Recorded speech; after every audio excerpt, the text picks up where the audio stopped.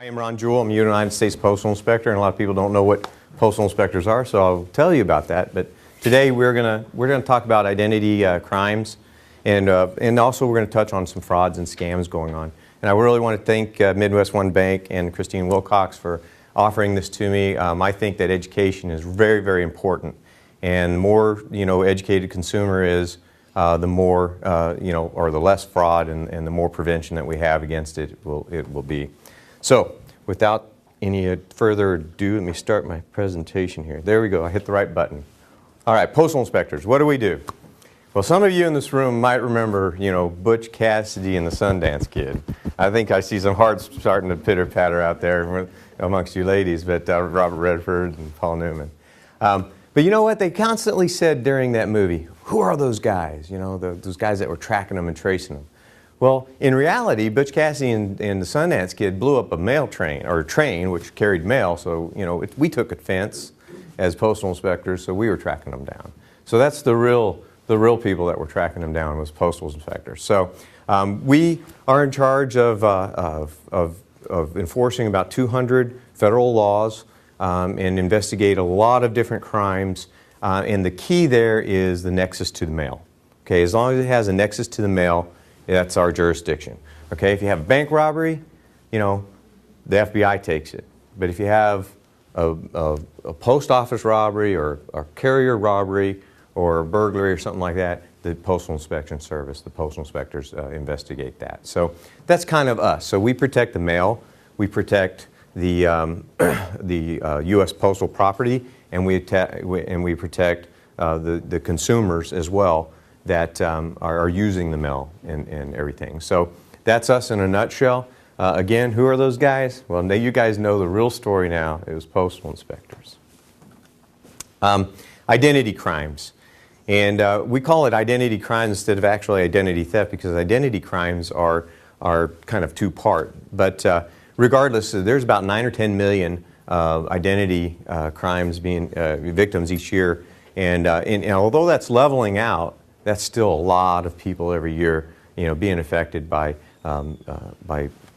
identity crimes. Also, it costs a lot of money. It costs the industry, the banking industry, and other financial industries a lot of money. Merchandise industries and stuff like that, a lot of money. $50 billion a year is nothing to shake a stick at. No one's immune, and like I said, the number of people are leveling off. That's not enough. We need to educate, get it out there so that we can try to continue to make that number reduce.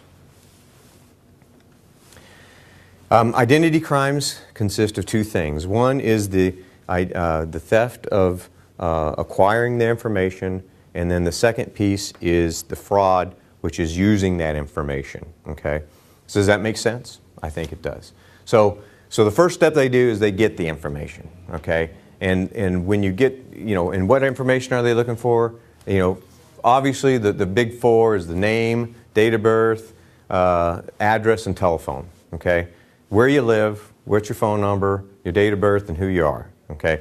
Everything else is just, the cream of the crop. And then, once you have that information, some people don't use it. Some people sell that information to other folks who then actually commit fraud. And we'll talk about all the different types of frauds that they can make in what they're doing with that information. Well, selling it's illegal. I mean, but it's not necessarily the fraud that's actually taken place yet.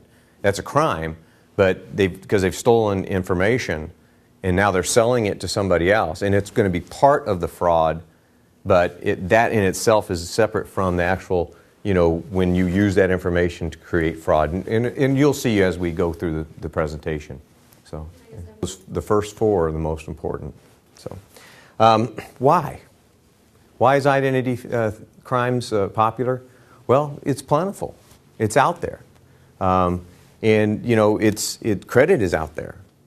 It's a faceless crime. I don't have to see you. I don't have to touch you. I don't have to know you. I just come in, grab information, and disappear.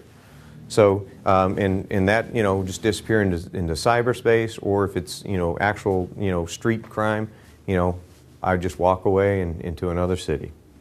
And trust me, crooks are very patient and very resourceful, okay? And so they're out there, they're looking, always trying to take advantage of an opportunity. Okay, now, oh, did you know we're going to have quizzes? I'm not going to let you guys leave until you pass. Okay, so quiz number 1. You think there might be a little identity crisis here? Okay. All right, I like to see you smile, I mean, because education should be fun. How identities are stolen. We're going to go through these methods, okay? The high-tech methods, but certainly don't discard the low-tech methods. Phishing. Anybody heard of phishing?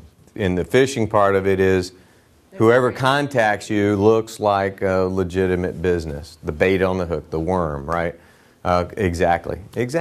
That's what they're doing. They're tossing it out there. They're saying, hey, we're this bank, or we're this company, or this merchandiser, and we've got a deal for you. Or, oh, it's important. You must fill out the survey because we're changing our security protocols, and without it, you won't be able to do this anymore.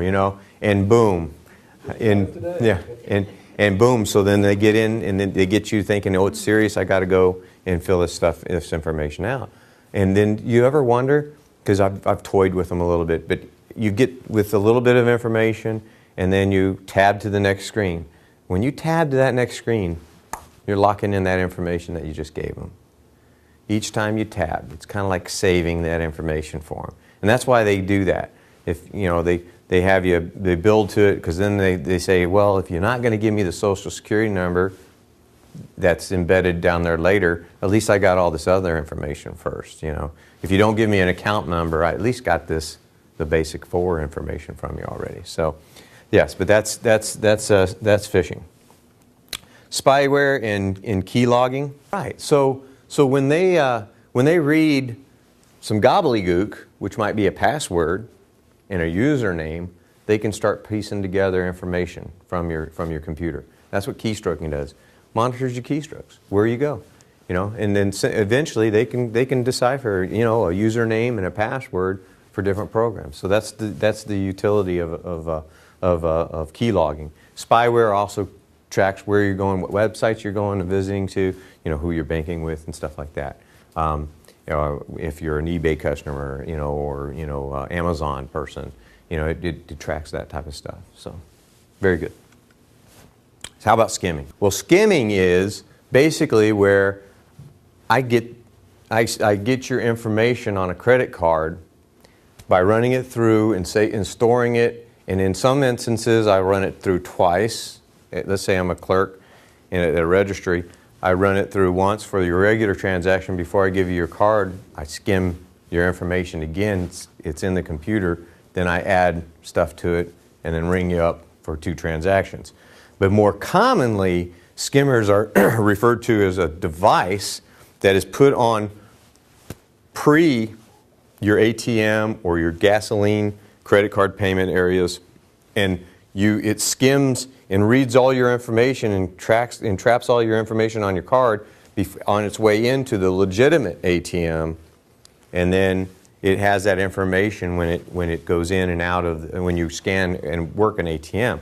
What you won't see is on the ATM is the hidden camera that will be on the keypad looking for your ATM debit card pass keys. So then what they do is they marry that up together, and then they can, with that information, they can make a counterfeit card, and then they have your debit card number. They can go to another ATM and use it. So, and what a lot of times they'll try to do is, they'll be around and saying, oh yeah, I had my card trapped once before, and sometimes they'll put a device in there where they'll trap the credit card, and then they'll tell you, oh, you have to put your ATM number in twice and hit pound, and it'll send the card back out. And they're standing there, and you're panicking, and you hit it there, and they're reading their ATM number as you press it, and then it doesn't come out. And then when you leave, and he leaves, and his accomplice comes over, puts some glue away, some stuff that'll take off the glue, and then they pull this whole device that they've put down in the ATM slot and take your card out, and then they've got your PIN number. So, but let's show you an example of a skimmer. This is a handheld skimmer. Okay, this could be used at a retail store. It could be used at a restaurant, maitre d', at a hotel. You just put it in your coat. I take your card, I run it through I drop it, pick it up, swipe it, or as I'm walking away with your bill, I swipe it, ring you up, and then bring your bill back to you. So that's a handheld skimmer. Then this is actually got a skimmer placed on this ATM already, and we're going to show you how this comes off. See that? So they've prefabbed it to go right on top of it. They run it through there, and they trap all that information. They come back later with a little, an adhesive remover, take that off, and then download the information that they've trapped. So my point is that, grab those ATMs if you're at a foreign ATM, but go to the ATM that you're familiar with, that you use, and regularly, so that you'll know if something's kind of different with it, if it's been attacked with a skimmer. Okay. Other are Trojan horses, viruses, and worms. Has anybody heard those terms? Basically, what those are destructive type of things that are downloaded to your computer.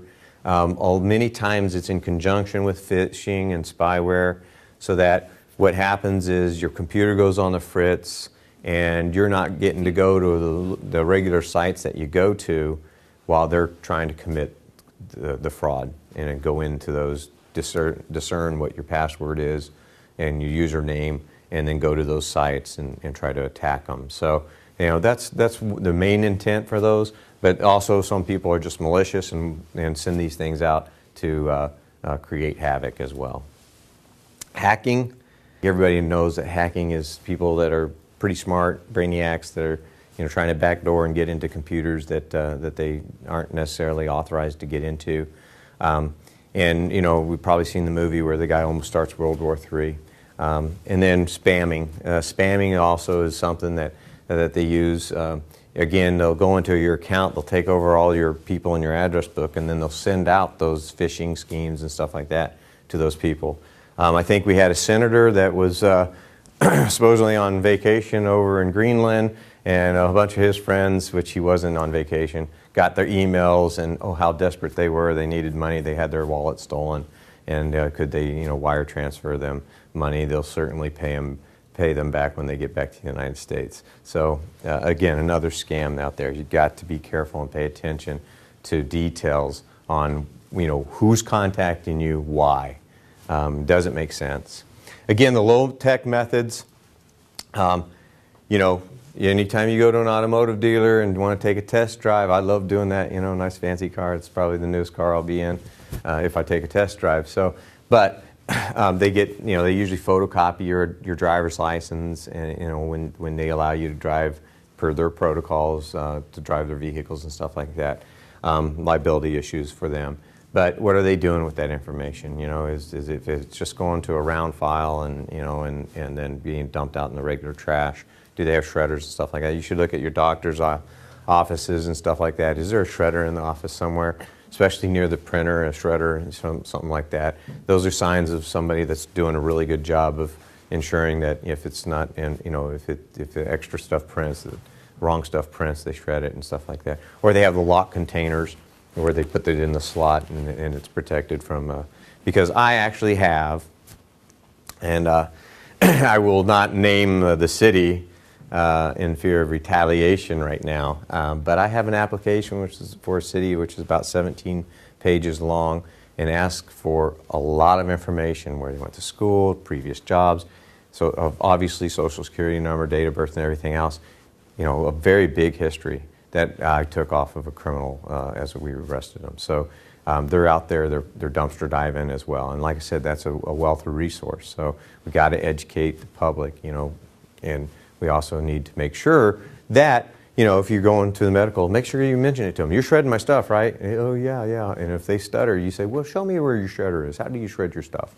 And then we kind of covered dumpster diving, lost, stolen checkbooks and wallets. If it gets stolen, that's another means. Mail theft, and we're finally getting down to that nexus to the mail. It only accounts for about 3% of identity theft, which is really good. So it's pretty darn secure, sending your stuff through the mail. So 3%, that's a pretty low percentage. Keys to your identity. Like I said, the first four are the most important because that identifies a person, okay? The name, date of birth, address, and telephone. That really identifies a person. Now, if I was the laziest criminal in the face of the earth, how could I easily get those four items, all four of them, with hardly getting out of bed?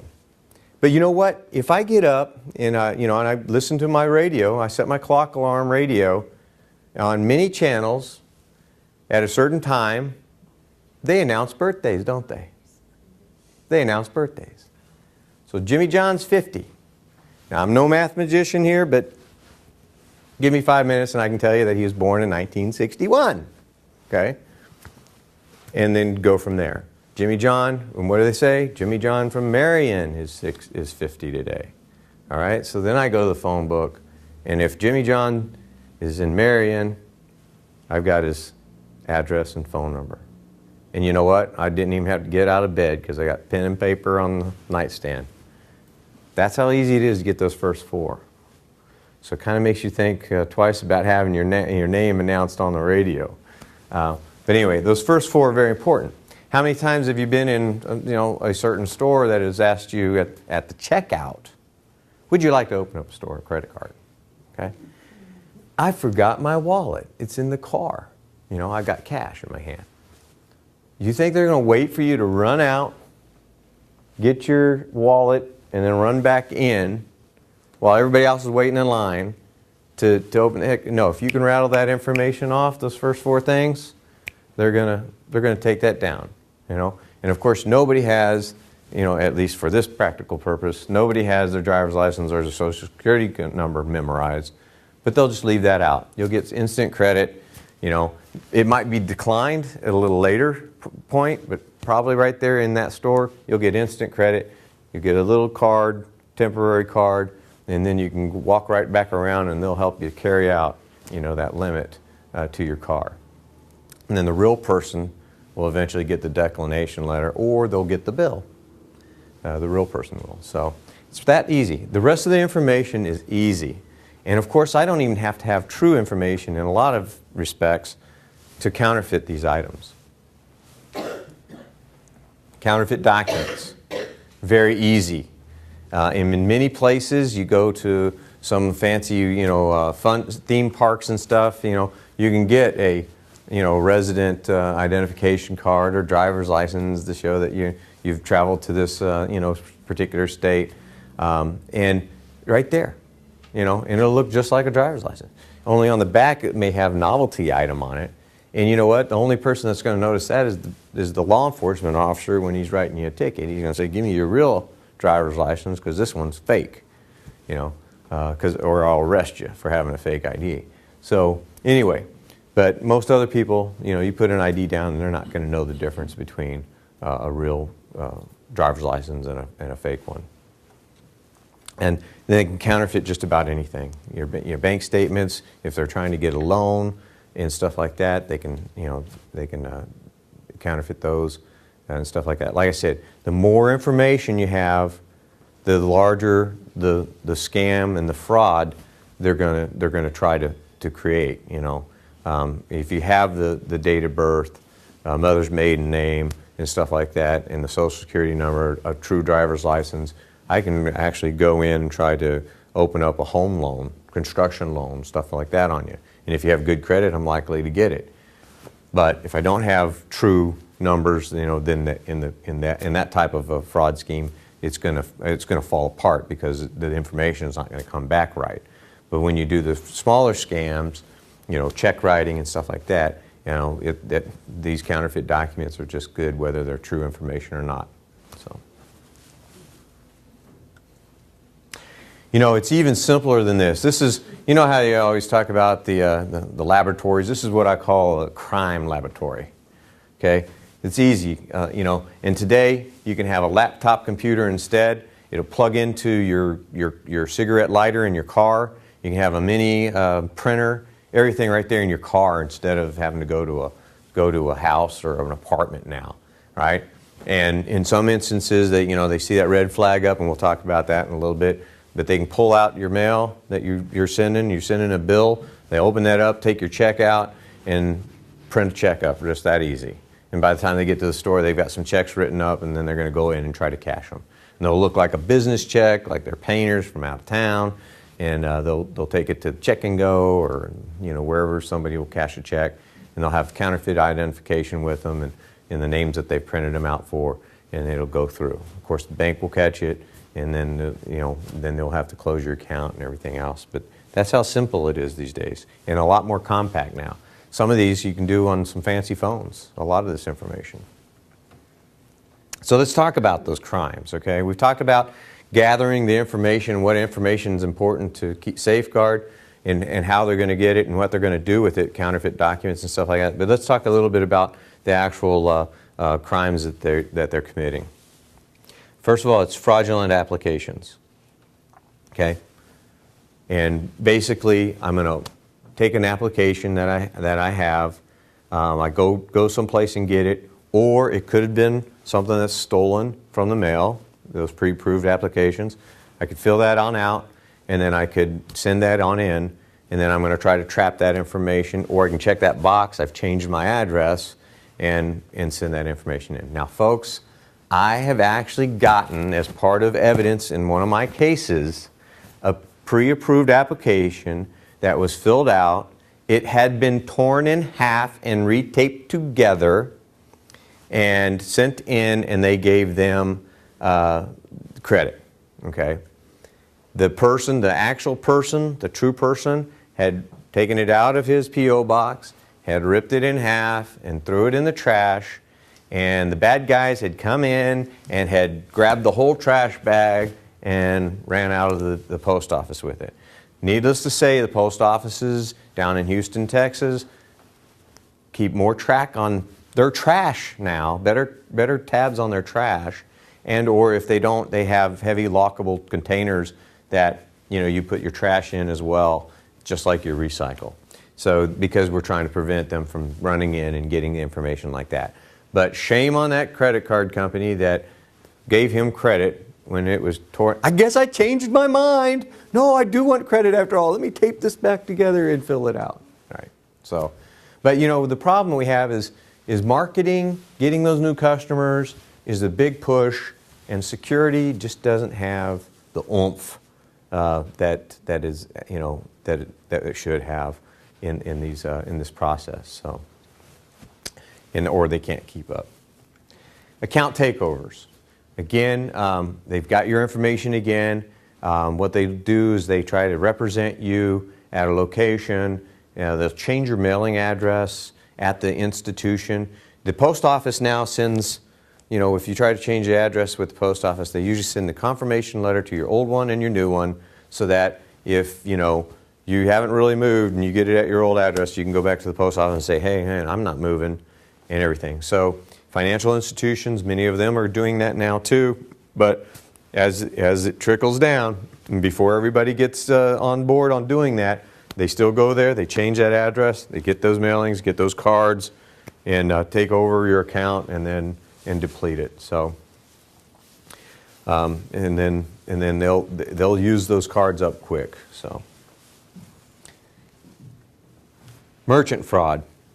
Now, merchant fraud can take place in a lot more instances than what we have described here, but they can be mail, internet, phone orders with your credit card information and stuff like that.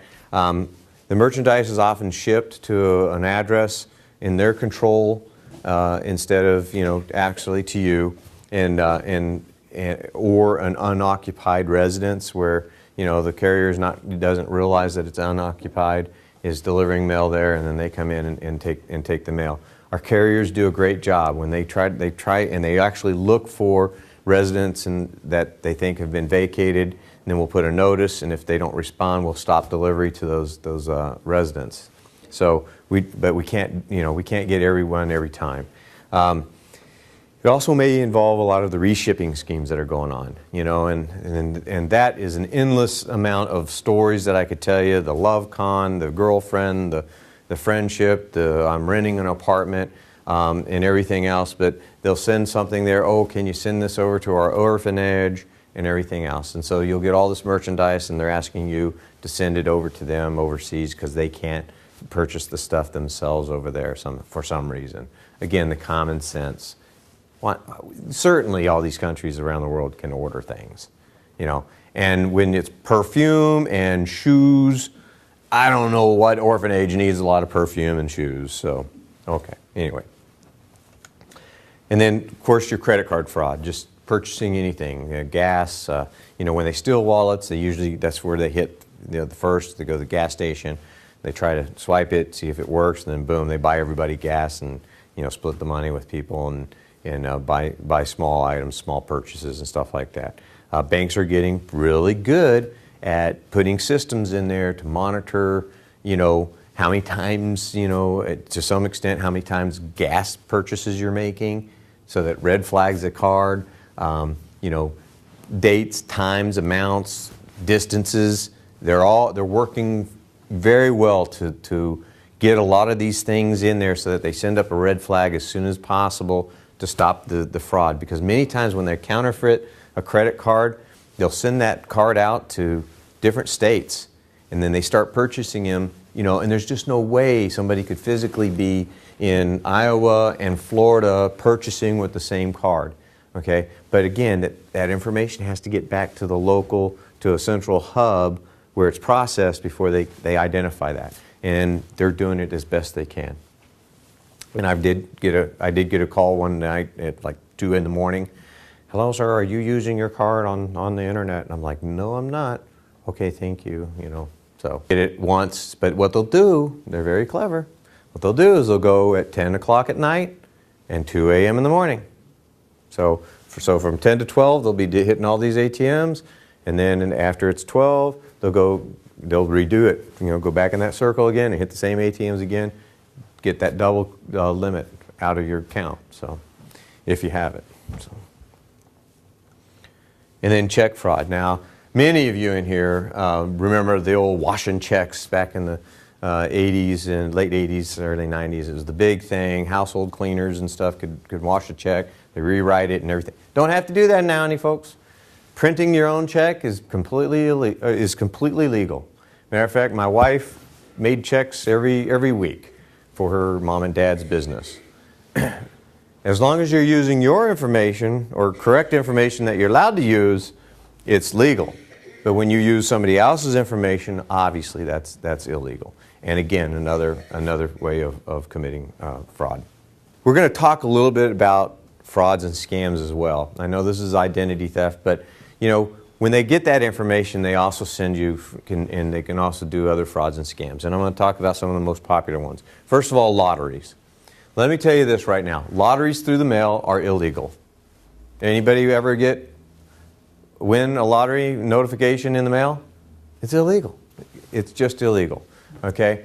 Why do you think you won a lottery that you had no idea about? That you had no, you know. And of course, they're trying, what you don't know is, you know, oh, well, yeah, I do go to this store and that store and everything. You know, maybe they did enter me for a lottery. But regardless, it's through the mail, it's illegal. Okay, that's the first point I want to make.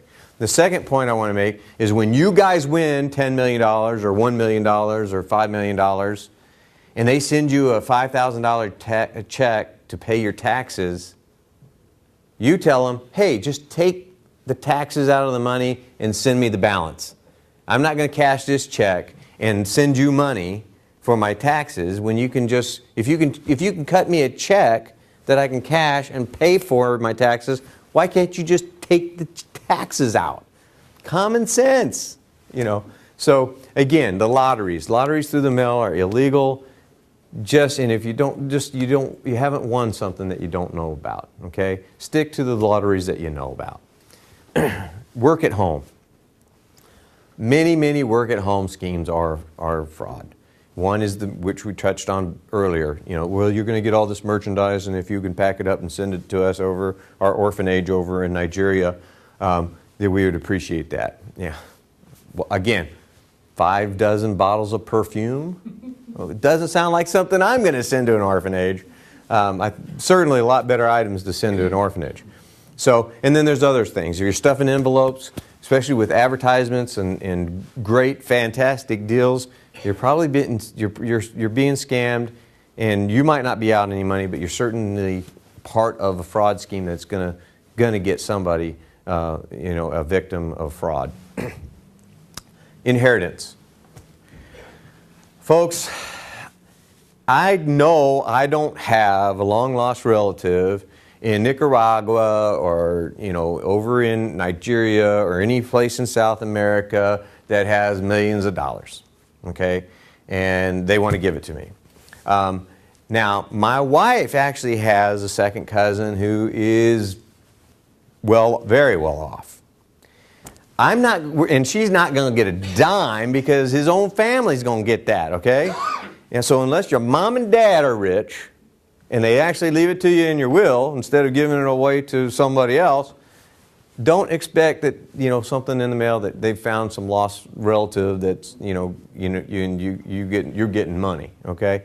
And again, they're going to send you some money in the form of a check, and you have to pay the taxes or the international fee or whatever. No, there's no legitimate reason to be wire transferring money that somebody sends you a check for, and then you turn around and just wire transfer it back to them.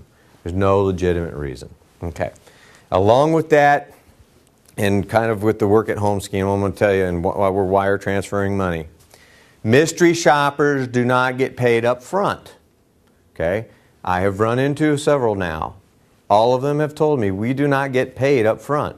So if you're a mystery shopper and you're getting a check, and then you're supposed to go to A, B, C, buy a few things, fill out the survey, and then go to a money wire transfer organization and wire transfer a large sum of money off, you are being scammed.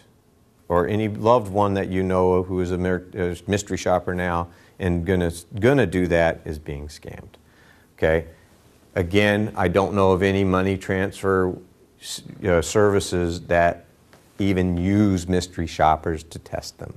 So again, mystery shoppers don't get paid up front. They do their small test purchases, they fill out their forms, they send the receipts in, and then they get reimbursed and paid for their efforts. So enough said there. Foreign government assistance. Anybody been asked to help out a foreign government? A couple, yeah, a few times a day. Those come in faxes, on all these scams. They come in the mail, they come through faxes, they come through email, and they come through the phone. Lots of scams out there.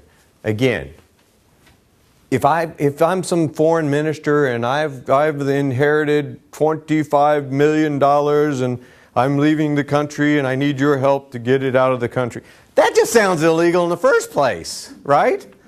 So, but I would pay you very much money to help me out. Yeah, okay. And wire transfer it to your bank account. Give me your bank account. Yeah, okay.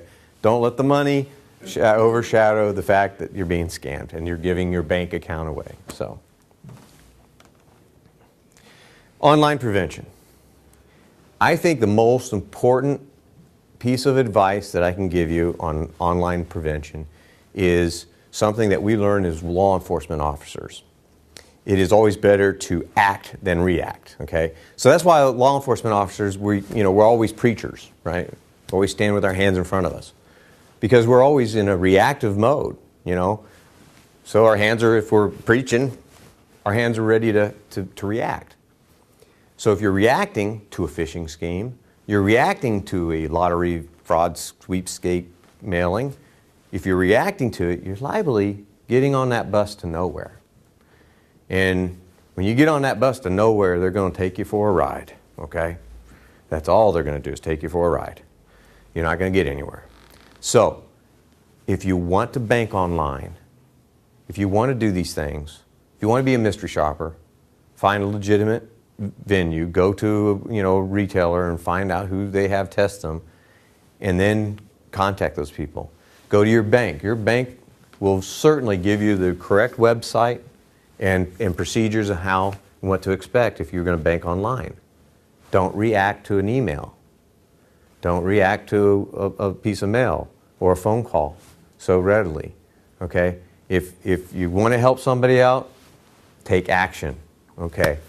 My granddaughter or my daughter-in-law or whoever has just hit an embassy vehicle in Colorado and needs $5,000 bond for her car to be released and her to be released, you know, so she can come back home, okay? We had a law enforcement officer's father-in-law almost, well, let's go to the bank and get the money, you know.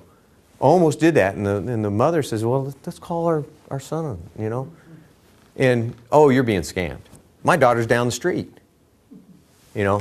She's not in Colorado. But, you know, it's important. They make it sound like it's so important to them, you know, and you got to do it now. If you've got to do it now, you're reacting. Take control, take action instead of reaction, okay? Does that make sense? Okay, great. I see some head nods. All right, be familiar with your security things. Again, a couple of other ideas on there. This is when you know you're a victim. You get statements, you get phone calls, you get bills that you're not familiar with, and everything else like that. And I think that's pretty common sense, easy to know, easy to identify. And if debt collectors are actually calling you, you probably were ignoring some other signs because you know they usually send you and find you pretty easily. Safeguarding your mail. I mentioned about the red flag, right? Well, when you put that red flag up, what are you doing? Advertising. Advertise. That's a good way. I'm like, hey, over here, guys. Got something in the box. Got something in the box. Exactly. And we call it flagging, okay? Oh, we got a flagger. Okay, he's looking for the flags. He's going, taking the mail, okay? And he's going to either try to wash the check or print himself a new check. Or he could try to be going after a credit card too if he's got more information on you. So, but the safest place, you know, we don't have a problem with flagging in Iowa, but the safest place to deposit your mail is at the post office. The next safest place are these blue boxes. These blue boxes are tough to break into. Case in point, I've had one since I've been here in 2004. One blue box broken into in Cedar Rapids. And I know, that's heavy gauge metal. They probably worked their little tails off to get into that box. They didn't get much, and guess what? I had one box broken into in Cedar Rapids since 2004, okay? Wasn't worth their effort, okay? Additionally, let's not make it worth their effort, okay? If the pickup time is 5 p.m. and you're there at 5:10, don't put your mail in it, okay? Because, if everybody did that, there would be a bunch of stuff in it, and so at 2 in the morning when nobody's around, they're breaking into these boxes and they're getting stuff, that defeats the purpose too. So use the blue box, but do it before the pickup. That way you know that it's been collected and it's not sitting in that box overnight. So, and of course report, suspicious activity. And the best thing you can do is get license plate numbers if you can do that.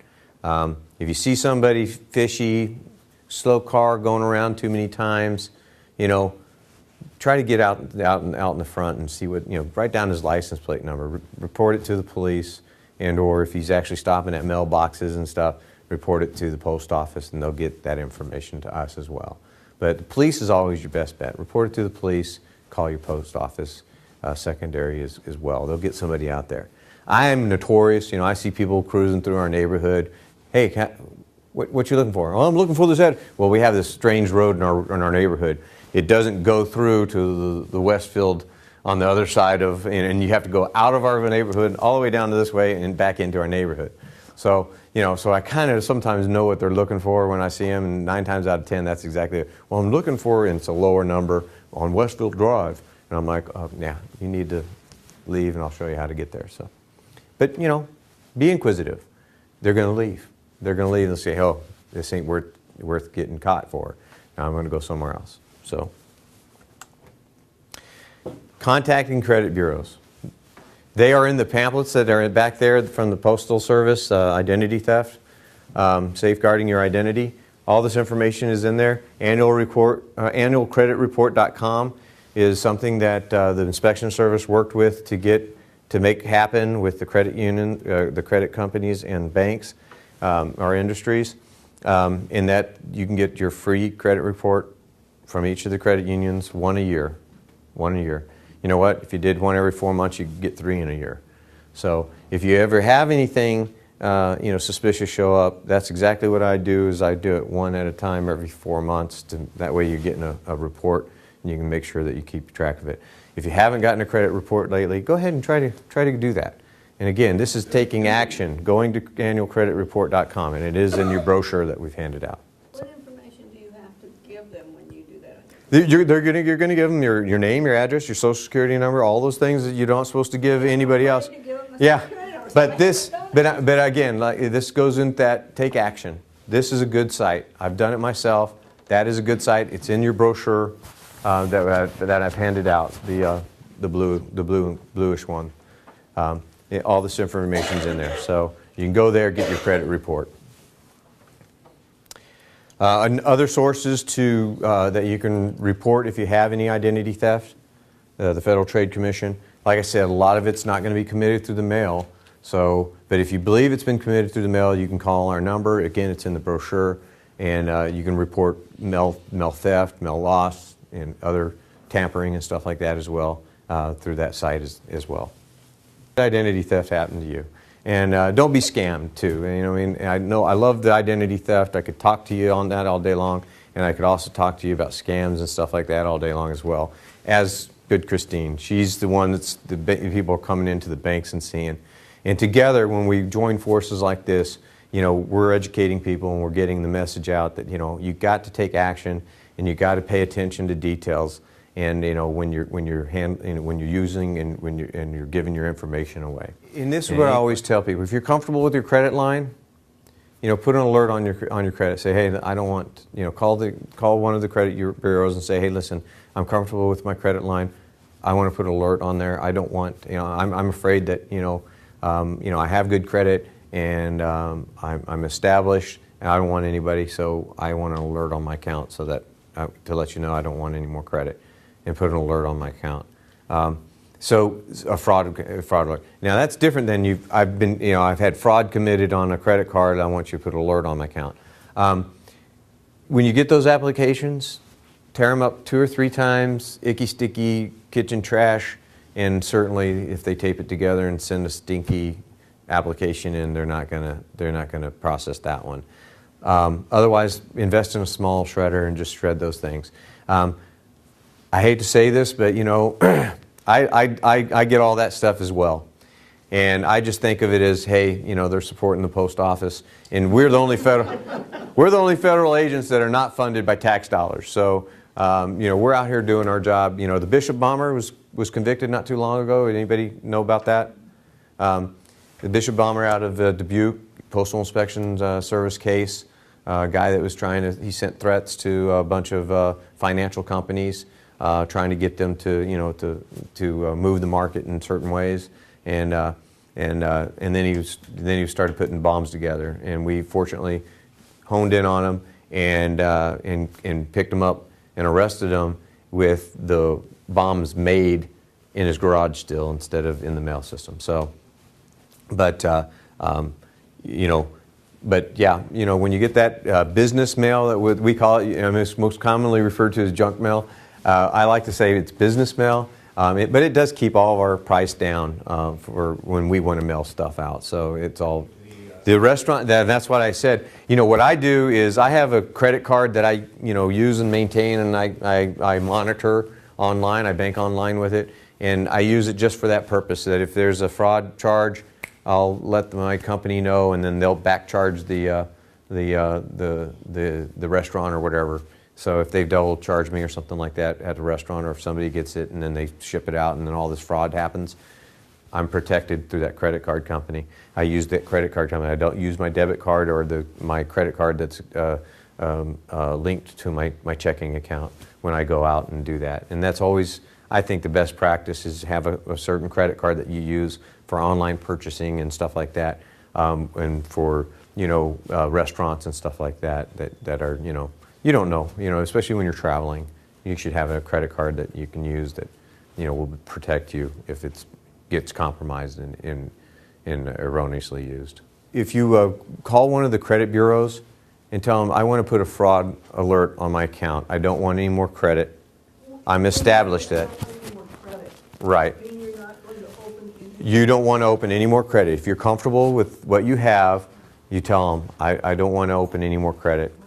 And you know, I want a fraud alert put on my account for any future credit cards that are applied for. And Christine might be able to help me out. Yeah. Well, with the fraud alerts, I believe there's two different types. So one, you know, if you think your information might have been compromised, you can call one of the credit bureaus and place a fraud alert. And I believe that is a 3-month time frame. But if you actually have become an ID fraud victim or a crime has been committed, and you can put on a longer freeze, which I believe is 7 years. So that fraud alert would stay out there. So again, if additional credit had been applied for in your name, that financial institution would, when they pulled your credit, they would see that fraud alert on there, and they would need to contact you to help verify that it truly is you before they could process that application. You have to pay for it. Well, there's a couple different options. So the fraud alert, so again, if there has been identity theft involved or an identity crime, the fraud alert itself is free because you have become a victim. The other thing you kind of were touching on was a credit freeze. So that's the one that there is a fee for, I think around $10. Every month you have to pay for it. Well, I think it's more, there's a fee to put it on there, and then say a year from now you want to apply for credit. When you wanted to have that freeze removed, so say they could run that application for you, there's a fee to put it on and to take it off. But again, annualcreditreport.com, you can get your credit reports, and you know, rather than even dealing with them, just go there once a year, and or you know, if you want to do it 3 times a year, you can do it 3 times a year and get one every 4 months, and just monitor your own credit card, and especially if you're comfortable with what you have. You know, certainly you should be looking at your credit every few months. Some, but I think Christine would probably be. Well, I mean, really using any type of a card or writing a check, for instance, you know, there always is that potential risk of something happening. If you do use a credit card, that's just attached to a line of credit. So, you know, you're able to dispute that and you're not really out the money personally, I guess, while that gets resolved. But if you are using your debit card and say an unauthorized purchase has come out, you know, that is the money out in your checking account. So you might be without availability for those funds until the bank has time to research it and get you credited back for it. But really, they have similar protections, and really one of the keys is just making sure you are reviewing your activity on a regular basis. You know, if you have online banking, log in frequently just to make sure there's no unauthorized charges. And if you do see something that you did not do, make sure you're notifying your financial institution right away, and we can work on processing that and helping to prevent additional losses. And correct me if I'm wrong. If you do call for an actual, you've been a victim for a fraud alert on your account, you call one credit union and they'll share that information with the other 2.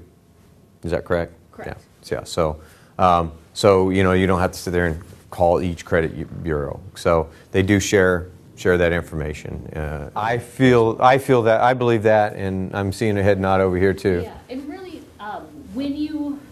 when hotels, car rental places, even restaurants and stuff, when they scan your card through to see if there's money available, sometimes they'll put a hold on for a larger amount than what your hotel might be. So for instance, the hotel costs $100 a night, they might put the hold on for $200 or $500.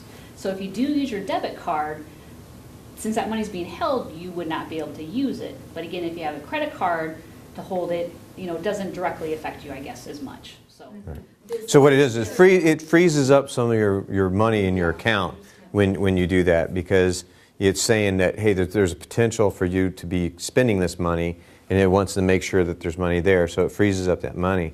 And what we've learned is that a lot of college kids will, when they travel, they've gotten their big bank account now, and it's tied to a credit card, and they go traveling, and they rent a car. Let's say they're 25, so they can rent a car. They rent a car with their debit card, debit MasterCard, or debit Visa, or whatever, and then they drive out, and then they try to buy gas for the card, and they can't. Their card's not working anymore because the rental company has said, okay, hey, we're expecting $295 of charges, but we're going to freeze $500.